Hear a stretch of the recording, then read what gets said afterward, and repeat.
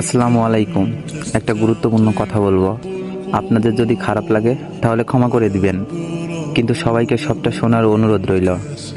এই যে মেয়ে, যখন তোমার বিয়ে তোমার থেকে পিক চাই, তখন কি তোমার মনে থাকে না কাকে কি দিতে যাচ্ছ?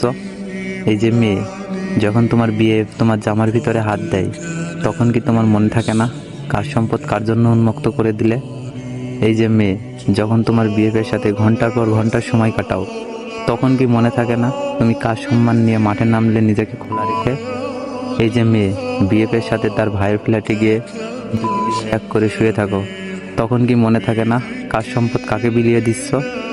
নিজের মতো করে যখন নিজেকে বিলিয়ে দিচ্ছ, তখন সেই অপবাদ সব ছেলেকে দিচ্ছ কেন?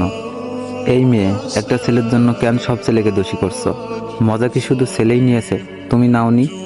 ছেলেটা যেমন একটু সুখের জন্য তোমাকে চেয়েছে, তেমনই ভাবে সেই সুখের ভাগিদার তুমিও হতে চেয়েছো, আর সেই সুখ পেতে নিজেকে শিয়াল কুকুরের খাবার বানালে। আরে, নিজের ভালো তো একটা পাগলেও বোঝে, আর তুমি? কেউ চাইলে আর তুমি শুয়ে পড়লে? কখনো কি ভেবে দেখেছো, যাকে সবকিছু দিলে যদি তার সাথে তোমার বিয়ে না হয়, যদি অন্যজনের সাথে তোমার বিয়ে হয়, তখন তাকে কি দিবে? কি আছে তোমার কাছে দেওয়ার মতো তোমার স্বামীকে? তখন কি তোমার লজ্জা করবে না নষ্ট একটা শরীর নিয়ে বধূ বেশে বসে থাকতে? তুমি জানো না, ঈদের চাঁদ দেখলে মানুষ যতটা খুশি হয়, ততটা খুশি ঈদের দিনও হয় না। কেন জানো? কারণ ঈদের দিন মানে ঈদ শেষ, আর চাঁদ দেখা মানে কাল ঈদ। এটা ভাবতেই তো খুশিতে বুকটা ভরে যায়। ঠিক তেমনই, যে তোমাকে বিয়ের আগে পেয়ে গেছে, তার আবার কি দরকার তোমাকে বিয়ে করার? কথাগুলো খারাপ লাগলে আমাকে ক্ষমা করে দিবেন। আর সবটা শোনার জন্য আপনাদের অনেক ধন্যবাদ।